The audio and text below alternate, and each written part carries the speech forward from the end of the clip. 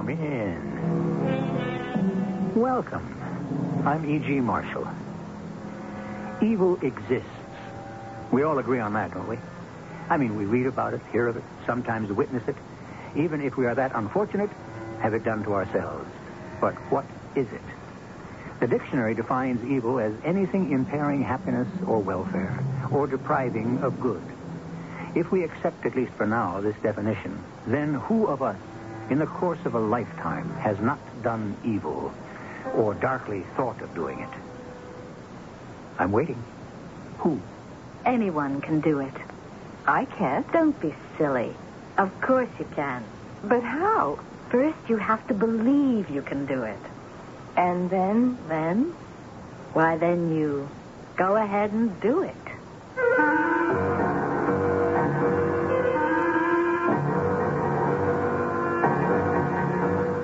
Our mystery drama, The Evil Eye, was written especially for the Mystery Theater by Elspeth Eric and stars Mandel Kramer and Carol Teitel.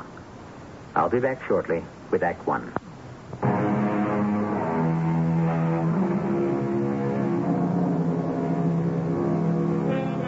I intimated at the start that this is to be a story of evil, and before long, you will realize that I did not exaggerate. Cheating, lying, stealing, such things are commonplace. We read about them daily. Then there is betrayal, slander, perjury. Oh, the number is endless. And what is worse, all lurk in every human heart. Listen to the words of Blaise Pascal, who lived and wrote more than 300 years ago.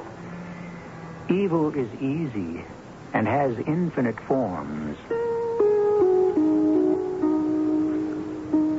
It's a terrible thing, being a woman. The only thing that's worse is being a successful woman. You've heard of me, I'm sure. Charity Ormsby. You've certainly read one of my books. More likely, you've read them all. I'm the best-known female writer in the country. Of course, few know that my real name is Louise Bates. Married nearly 20 years to John Bates. Mother of two, both boys, both, thank the Lord, away at school. At any rate, when the events I'm about to relate came about, there was no one in the house but John and myself. Louise? Louise? It's me. John? All right to come in? Oh, yes. Come in. Come in. Good morning, dear. Oh, I've waked up to better ones. Brought you some coffee. What time is it? It's a little early, but I have to get to the office. You know, income tax time is coming up. Everybody wants their returns. So I thought before I left, I'd bring you your coffee. Would you like me to pour it? Yeah, I guess so. Oh, I was sleeping so soundly. As though I were in my tomb. Depressed, are you? Here, here's your coffee. Oh, thank you, dear. You'll perk up as soon as you get back to work. I suppose so. You always do. I do, don't I? Always. Well, I really should be getting started. Oh, it's the dreadful hiatus between two books that gets me down. The feeling that it's all over, that my talent is all used up. I'll never write again, never have another idea. You can't imagine how depressing it is. No, I guess I can't. You're lucky to be an accountant, John. Am I? Yes, I suppose. In some ways I am. Speaking of which, I really better get going. Oh, will you answer that for me, will you, dear? All right. Hello? Is Miss Ormsby there? Yes, she's here. Or should I say Mrs. Bates? Is this Mr. Bates? Yes, it is. This is Kathy Corrigan, Mr. Bates. Oh, yes. How are you, Miss Corrigan? Oh, you know. Could I speak with your wife? Well, can you hold on, Miss Corrigan, and I'll see if she's able to talk? I'll hold on. It's your agent, dear. So I gathered. Can you talk to her? I can try. Oh, don't go just yet, John. I need support. Well, it's... Hello, Kathy? I was just wondering if you're working. No, I'm not working. When do you think you will be, Louise? Oh, for heaven's sake, Kathy, don't you know anything about my habits after all these years? Well, I just thought But you didn't. You didn't think at all. You know perfectly well I can't put a word on paper until the whole thing suddenly takes shape in my mind. Till that happens, I'm helpless as a baby. Well, when do you think something will take shape? Oh, how do I know? I can't plan to have it take shape, you know. I can't command it to take shape. I can't just trick it or seduce it or bribe it. I can't... All right, Louise. I understand. Well, then why do you insist... I thought you might like to know that Benita Barlow has just been given $1 million advance. What? On her next book. Benita Barlow got $1 million advance? Yes, she did. Thanks for calling. How about that? How about that? That overdressed, overblown frump. That no talent. Benita Barlow has just... I know, I heard. $1 million. $1 million. You're better than she is, Louise. You're much better than she is. I know that I'm better. I know that. You're the best, Louise. I know I'm the best. But do those nincompoop publishers know it? No, all they know is Benita Barlow. Benita Barlow. So she gets all the advertising. She gets the interviews. She gets all the fanfare, all the whoop-de-doo. I could kill that woman. Oh, now, darling, you don't mean that. I do mean it. I could kill her. Trouble is, she's in England, and I'm here. Then, it happened. The idea for my next book sprang into my head, full-blown, the way it had always done before. Oh, what a joy. What a relief. After months of sterility, I was ready to write again. In 10 days, my public would have what they awaited so breathlessly. I could scarcely wait to tell John. It'll be all about a beautiful black woman and a white man and their enduring love for each other.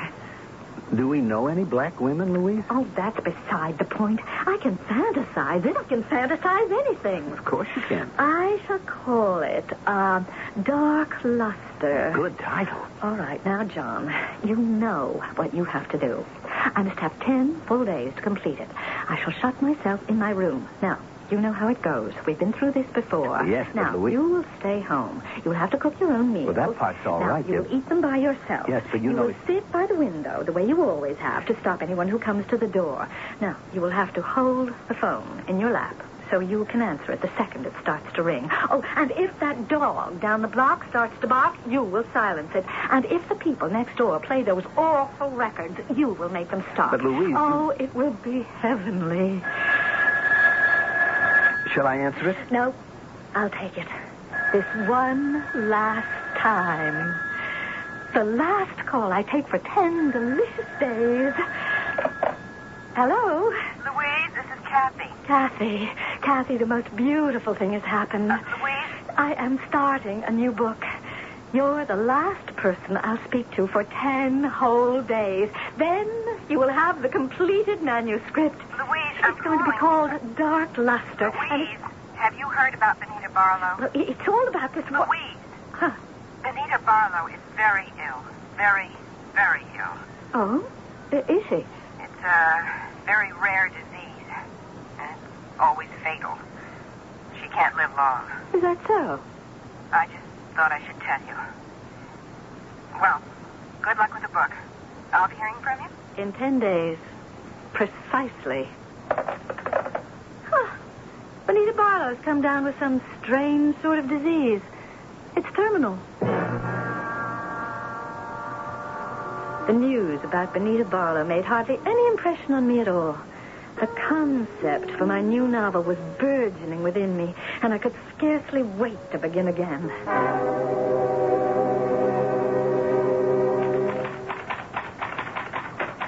I wrote feverishly. The words leapt onto the page. My fingers could barely keep up with the racing of my brain. For 9 full days, I wrote, only taking time for an hour or two of sleep here and there, now and then. And even as I slept, the blessed words ran pell-mell through my mind. Then, on the 10th day...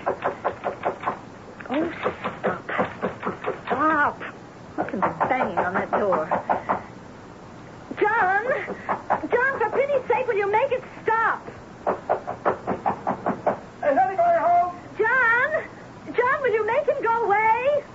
John, go to the door. John! Oh, please, is there world is that? You down there. You at the door, will you go away? I just... You are doing a terrible thing. You are interrupting an act of creation. You are a dreadful, ignorant person. A desecrator, a vandal, a profaner on the altar of art. Look, you dreadful man, you don't deserve to live. I slammed down the window, trembling with rage. That creep. That ignorant, selfish, stubborn creep. I crawled into my big, comforting easy chair, curled myself into a ball, and huddled there, cursing him and shivering as though I'd been smitten with a fever. I was exhausted, drained. After a while, I heard the outside door open. Who could it be but John? My loyal, devoted husband, who had promised to defend me against such intrusions. Shaking with anger, I went downstairs. John was just coming in. And where, if you will be so kind as to tell me, have you been? Why, at the office, Louise. At the office. At the office. While I was draining the blood from my veins to finish my novel, my masterpiece, while I was 40 pages from the ending, you were at the office. Well, there was so much work to do. Work? You call what you do work? Well, tax return. You know very well that for these 10 days, your work was here to silence the phone, to drive away callers, to keep that dog from barking, to make those people stop playing their dreadful rock and roll. Well, you know what you've done now, don't you? Louise. You have ruined my novel. That's what you've done. It's dead. It's finished. It's over. Please. I am going upstairs and tear it to shreds. Then I shall burn it.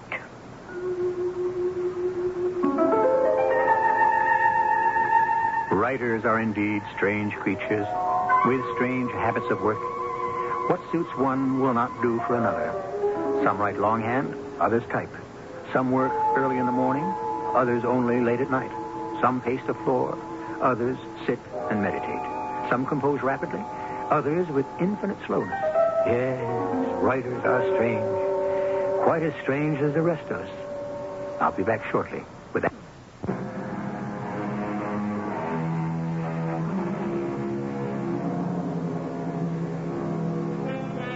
Have you driven at night past houses lighted from within, perhaps brightly enough to make visible the figures of the inhabitants? Have you tried to imagine what they were doing, what they were saying or not saying, what they were feeling or not feeling? I wonder what you would have imagined had you seen the persons of John and Louise Bates as they confronted each other on a certain singular night. I'm John Bates, and I know I shouldn't have done what I did. But I got so bored, so unutterably bored, just sitting on the front window seat, holding the phone in my hands, listening for music from next door or the sound of a dog barking down the block. I wasn't away for more than a half hour. Maybe not that long. And when I returned, I let myself into the house as quietly as possible. And where, if you will be so kind as to tell me, have you been? Why, at the office, Louise. While I was draining the blood from my veins, you were at the office. You know what you've done with your trip to the office, don't you? You've killed my novel. It's dead. It's finished. It's over.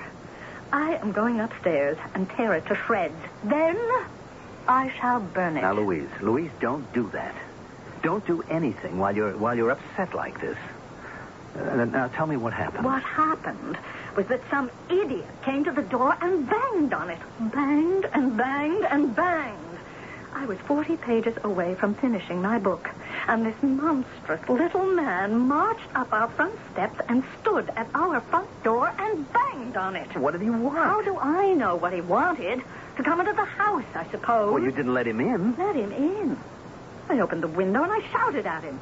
I told him at the top of my voice that he was desecrating the temple of art, that he was an ignorant clod and a terrible man who shouldn't be allowed to live. Then I slammed down the window and I waited for you to show up. And now that it's too late, here you are. I'm sorry, Louise. Now, I'm going upstairs and destroy my novel. Wait a minute. What did this man look like, the one who came to the door? Oh, how should I know? All I could see was the top of his head. No, he had red hair. I remember that. Long red hair? Down to his shoulders. Disgusting. Might have been Stephen Bennett. Who's Stephen Bennett? I do his income tax. Well, I hope they soak him plenty. He destroyed my work. Now I am going upstairs. You want me to answer that? No, you're too late. I'll answer it. Yes? Hello? Oh, you. No, not well at all. Nothing's going well. No. How's that? Oh. Well, thanks for telling me. Not that it matters, but thanks anyway. That was Kathy Corrigan. Oh? What did she want? Just to tell me Benita Barlow is dead. You know what, John? Maybe I won't destroy my book after all.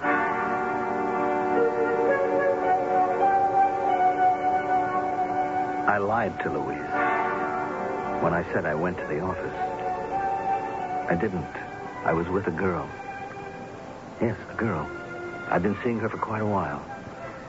I felt guilty as hell about it, but I couldn't help myself. I'm in love with her. And I think she's in love with me. Sometimes it's hard to tell. Anyway, after Louise decided not to tear up her novel, I stayed around the house for a couple of days just to make sure that, that she was all right. Then I went to see this girl. I had to.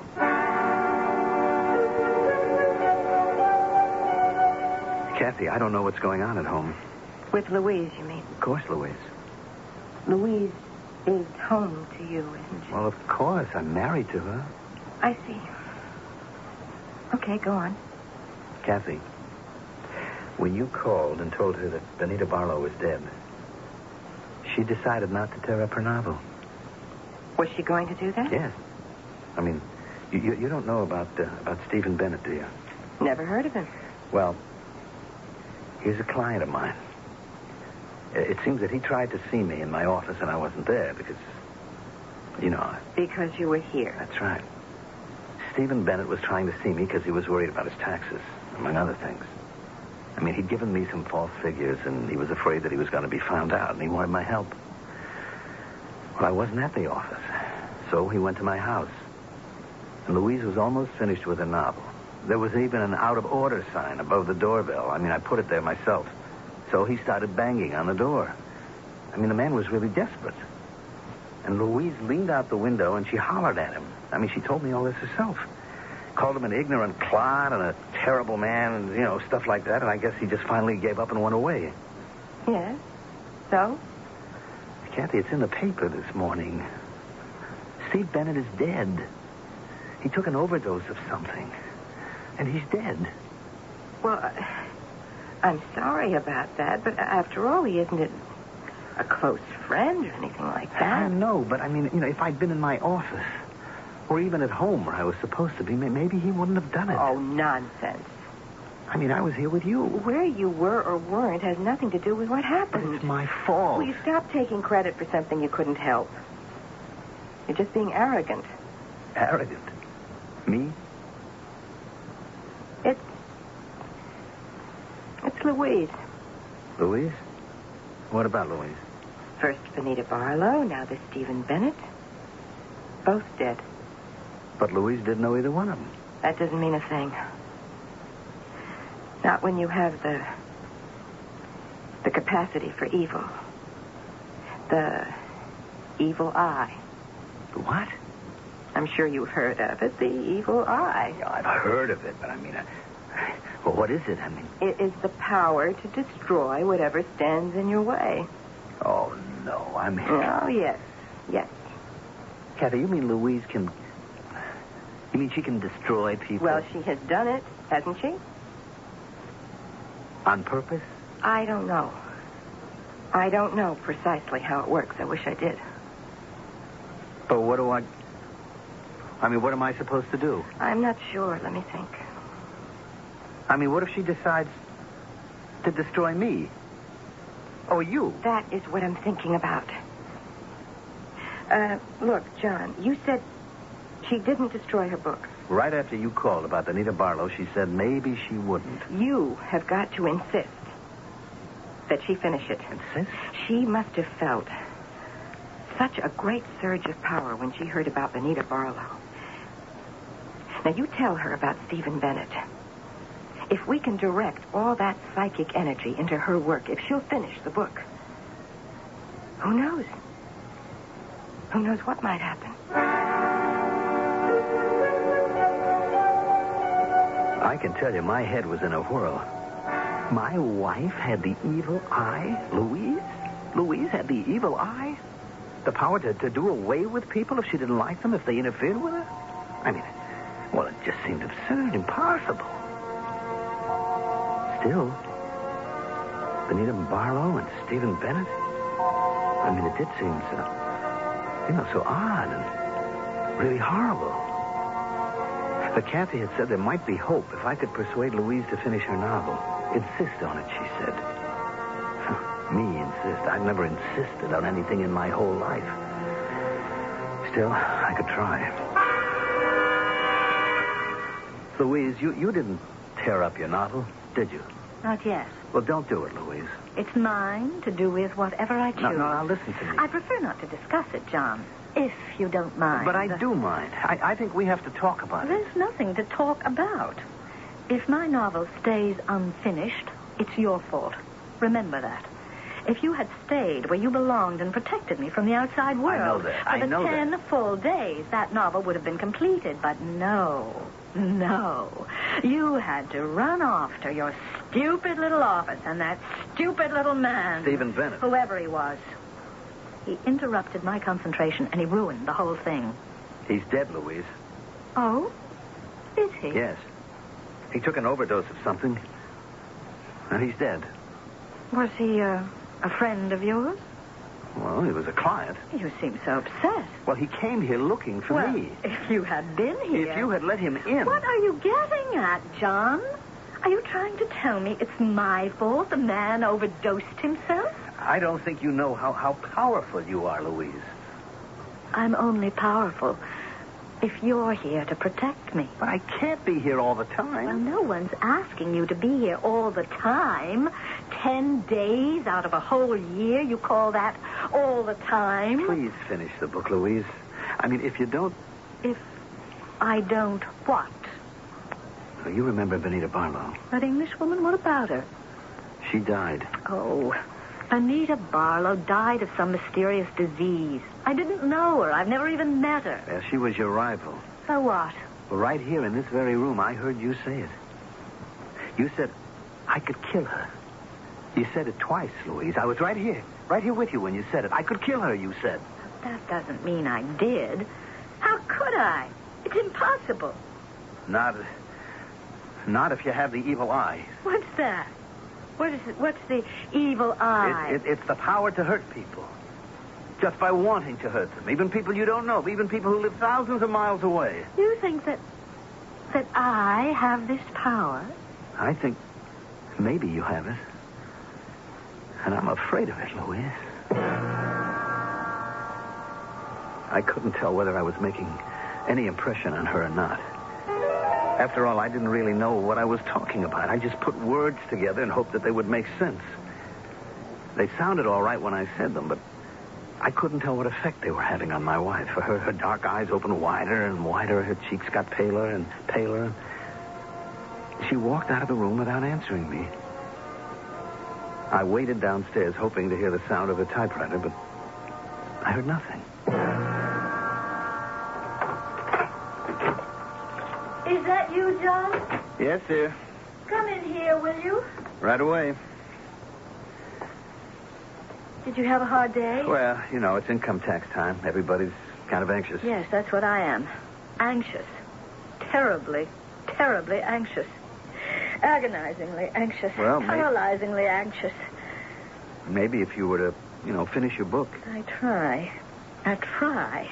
I sit there in front of the typewriter and I stare at it. I sit and I stare. But I can't even put my fingers on the keys. I can't even lift my hands to put the paper in the roller. But I do try, John. Maybe it doesn't sound like it, but I do try. Really, I do. Really, I do. Believe me. You do believe me, don't you? Louise, if you would just say to yourself, I can do it. And I will do it. I can. I will. That's all you need. The power and the will. The power and the will. That's all. I could try again. Of course you could. Oh, by the way, Louise, coming home, I stopped to talk to the people down the block. The one with the dog? Uh-huh. He died. The dog died. The people said it was, old age. He just laid down in the sun and he died. The dog died? Yes. And the couple next door, the ones with all that rock and roll all the time? They're getting a divorce. The second I stopped talking, Louise gave me a peculiar look. Then she got up and left the room. She went upstairs. I really didn't know what I'd said to make her do that, but a minute later, I heard something that made me not happy exactly, but very, very relieved.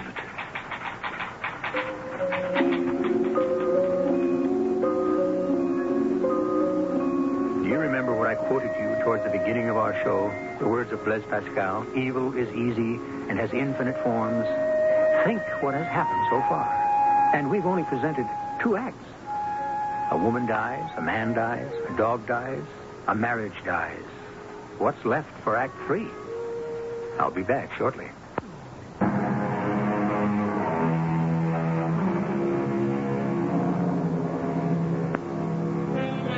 If you tell me that you have never had the urge to destroy someone, I shall not believe you. The desire starts in each one of us at an early age. It resides in the tiny infant who, if his strength matched his fury, could destroy the world. As he grows, the wish is modified, tamed, deflected, but it never really dies. I'm Kathy Corrigan, and I'm the best literary agent in the country. To begin with, I have impeccable taste. That's just for starters. Then I have terrific contacts, which I've cultivated over the years. And finally, I'm a super salesperson. That about sums it up, I think. Why I should have fallen for an insignificant little man like John Bates, I'll never know. But I had, and that's that. Every time the phone rang, I hoped desperately it would be John and not his frightful wife. Hello? Kathy, this is Louise. Oh, yes, Louise. How are you? Kathy, I have great news for you. Tell me. Can't wait. I finished the novel. Kathy, did you hear me? I've completed my book. What, Louise, that's wonderful. I didn't think I could. Things have been so peculiar around here. Oh, what things? Oh, well, I don't have time to go into all that right now. Just, things, you know. Well, they threw me off my stride for a while. But now I think I've got them licked. Oh, when can I read the book? Well, I could bring it over to your office right now, except that I am exhausted. Couldn't you send someone for it? Why don't you ask John to bring it over? Oh, I don't know. I really don't have anybody to send. Well, John's really responsible for my finishing it, in a way. Although he's the one who kept me from finishing it weeks ago. Oh, I don't know. But John's always so obliging, I'm sure. Oh, okay. I'll send John. Oh, Kathy, I can't wait till you read it. Neither can I. Tell John to hurry it up. Of course, I could have sent somebody. I could have sent my secretary. I could have hired a messenger. But I wanted to see John, and I wanted to see him right away. To find out how he had accomplished the miracle of making Louise finish her book. I couldn't concentrate on my work waiting for him to arrive. John. Hello, Kathy. Girl said to go right in. You got a kiss for me? You bet. Okay, now, got the manuscript? Right here. Mm-hmm. Well, It's the right weight. Oh, sit down, John. Listen, I got a lot of work all piled up. Well, just for a minute. I want to know how you did it.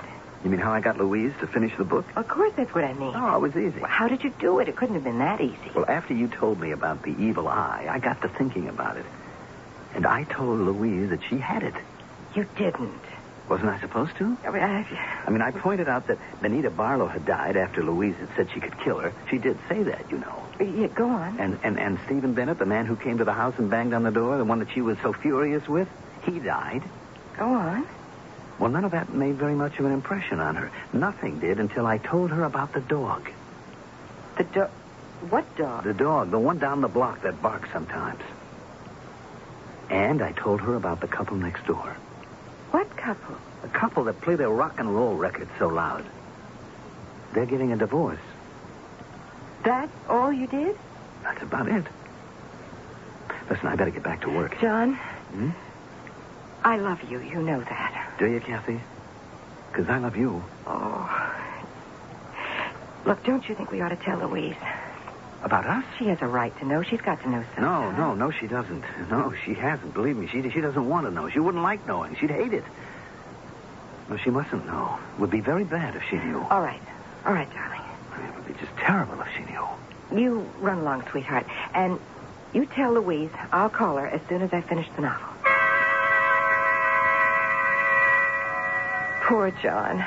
So timid, so fearful. Afraid of everything and everybody. Frightened little mouse of a man. But I loved him. And he had accomplished the remarkable feat of persuading his wife to finish her book. A book on which I expected, along with her, to make a great deal of money. I stayed up half the night reading it. In the morning, I made a date with her for luncheon. Well, tell me. Tell me.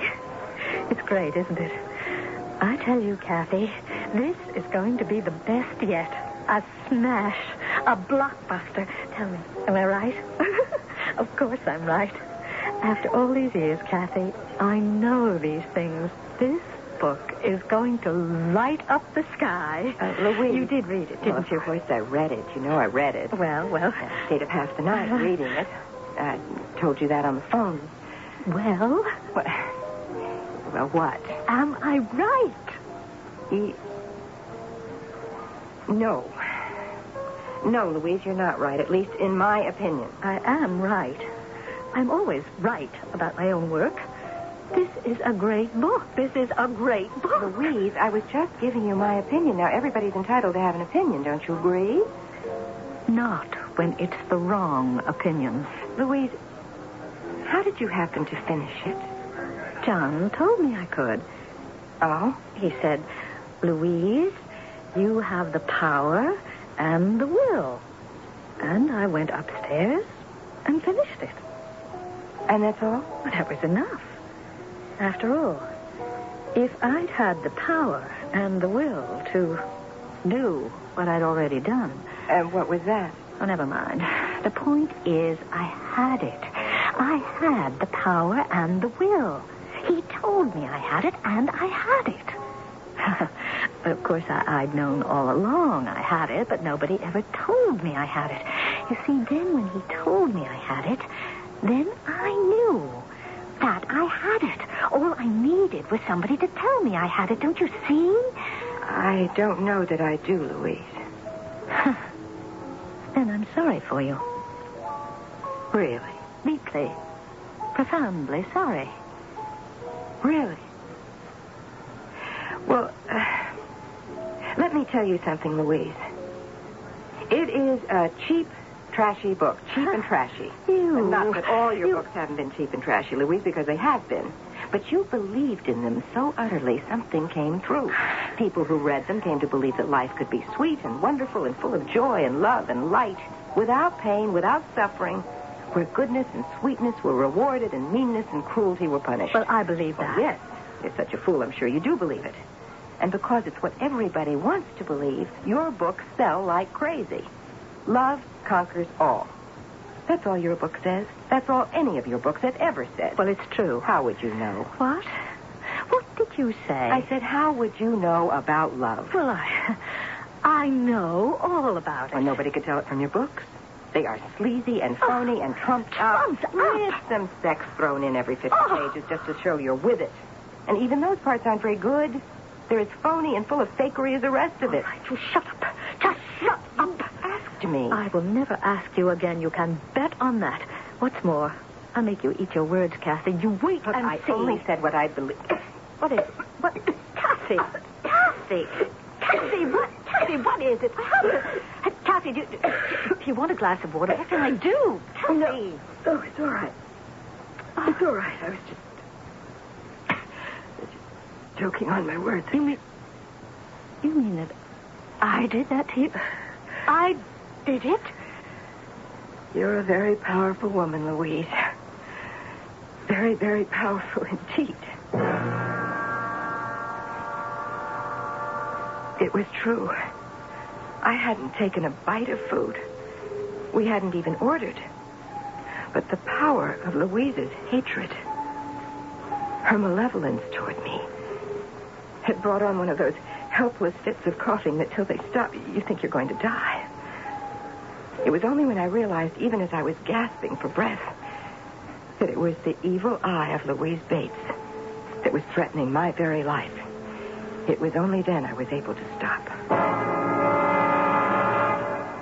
John, it was awful. Poor Kathy, poor baby. Oh, hold me close. I'm so frightened. Of course you are. I told her her novels were terrible. And I told her something worse. I told her she didn't know anything about love. Oh, boy, that was worse. But she doesn't know anything about love, not the way we know it. Look, I don't think it was a very good thing to tell her. Kathy, I think I better be getting on home. Oh, must you? Well, I think I better. What was that? Somebody knocking at the door. Can't imagine who. Kathy? May I come in, please? It's Louise. I need to talk to you, Kathy. What'll we do? Leave it to me. Come in, Louise. Thank you. Oh, John. Hello, Louise. I didn't expect to find you here. But maybe I should have. Maybe I've been stupid. Oh, no, Louise. I've been stupid about a lot of things, like I never knew till you told me, John, that I had the evil eye. Look, Louise. When I think of what I've done, the power I've had, the power I've used, it's awful to contemplate. Louise, don't think about it. You couldn't help it. But I must help it. I must learn to control it. Are you two in love with each other? Yes, we are. We are, yes. Well, then you have my blessing. I won't stand in your way. Louise, you mean that? With all my heart. I hope the two of you will be very happy. Thank you. And, Kathy, you don't have to show my last novel to the publishers if you don't want to. Oh, but I do. Well, it probably isn't very good anyway. Goodbye. And with that, Louise turned and walked out. Out of the room and out of our lives. What had happened, as near as I can figure out, is that she had been so shocked and horrified by the realization of her power that she had turned completely in the opposite direction and was determined to become a saint. It's John Bates again. And I'd like to add a few words. After all, I'm responsible for the whole thing. I was the one who taught Louise to say, I can and I will. Kathy and I are married now. It's working out all right, I guess. But Kathy is a very powerful woman, too. And one of these days, I may have to say to myself, I can and I will. Then I'll go back to Louise, who has turned into a really very nice person.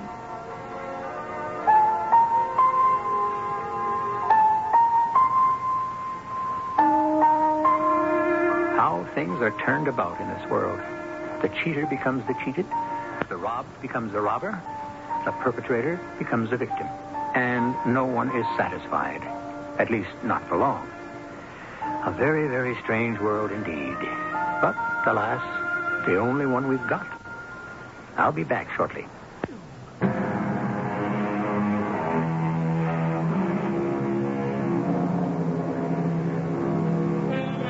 Let me read to you one more time from the works of Blaise Pascal. What a chimera is man. What a novelty. What a monster. What a chaos. What a contradiction. What a prodigy. Judge of all things. Feeble worm of the earth. Depository of truth. A sink of uncertainty and error. The glory and the shame of the universe. Our cast included Carol Teitel, Mandel Kramer, and Terry Keane. The entire production was under the direction of Hyman Brown. And now, a preview of our next tale. That woman's not saying those words, Peter. Her lips aren't even moving. It's a trick. Shh, George, please. Limits there are none. As you climb the hilltop, when you reach the summit of your hill, you will find your dreams guarding the topmost peak. Oh, yes. Yes, Sir Walter. I shall. That's not Sir Walter Scott. George, please, I beg of you. The sun will set. The quietness and twilight will fall around you and your own. Your beloved Maud Evelyn will speak. It's a fake, Peter. Look at this wire in my hand. I pulled it out. There's someone in another room speaking into a microphone. It's a farce. This is E.G. Marshall inviting you to return to our Mystery Theater for another adventure in the macabre. Until next time, pleasant dreams.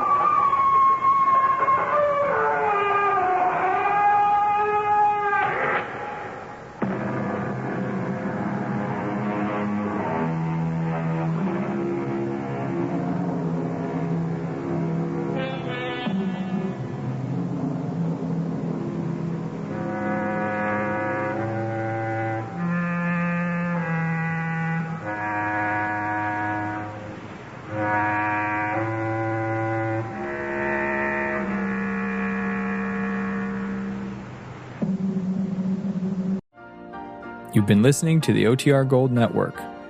Find more classic radio at otrgold.com.